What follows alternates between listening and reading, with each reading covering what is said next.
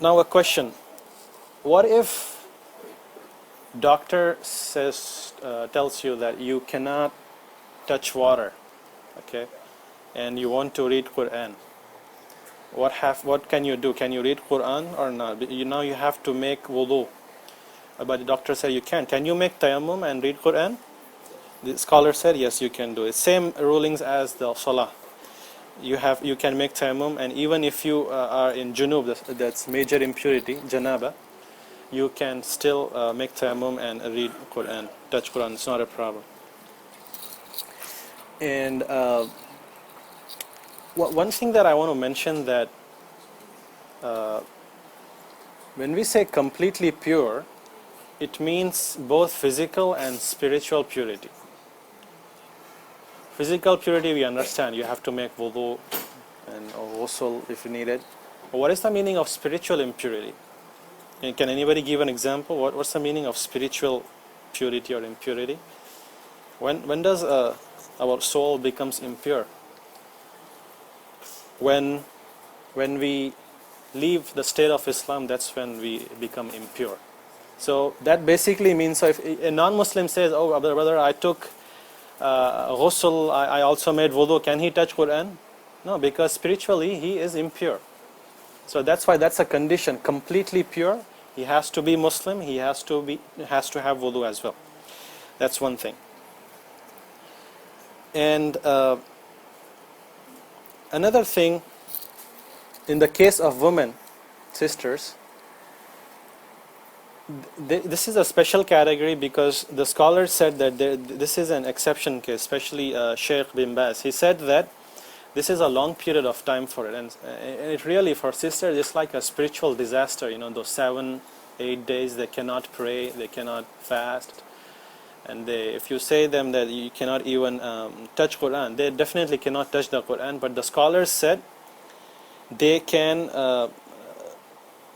recite the Quran. That's a special case. Some scholars might disagree, but the scholars that I follow, they said that, and Sheikh bin Baz as well, they said that it is allowed for a woman in her menstruation cycle or in her 40-day period after birth, she can recite Quran. And sometimes it happens that a sister, for example, is like Hafil, memorized Quran, and if she waits for like 40 days, she might forget Quran. So that's why scholars said that no, it's okay for her to recite Quran, but again, the only condition she has to remember, she cannot touch the Quran. She cannot touch the Quran. She can probably, if she has to move something, again the same thing, she uses a cloth or a barrier and she moves something, a glove or something. Nowadays it's very easy. We have this laptop, this TV monitors. Can a menstruating woman, or can she read it directly from the TV or a screen? The Sheikh said that yes, she can do that even though she has major impurity. That is not a problem for her.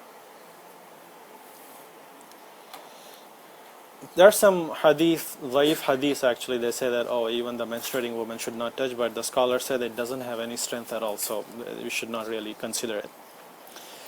What about children? Sometimes children, maybe they are learning, or maybe they have to move it, or they are helping you out. Do they need to have wudu? And sometimes they don't even know how to make wudu. They are so young. And if they are learning also with another teacher or something, how can they carry Quran with them? The scholars said that you have to try your best to teach your children that for Quran you need to have wudu, train them, help them, try as much as you can, and force a little bit to them, so that they are not careless, they are not neglectful of the fact. But generally, scholars say that children, they have not attained their age yet, so they are not accountable for their actions. That's the thing. They're not accountable. But it doesn't mean that we leave them free. We have to make sure that they know the rulings. Okay, a question. For example, we have Tafsir Ibn Kathir. It has Quran, it has commentary on it. It's like, we see this translation book. So it is not completely Quran, but it has Quran, some Quran itself. So all these rulings of purification, does it apply to them?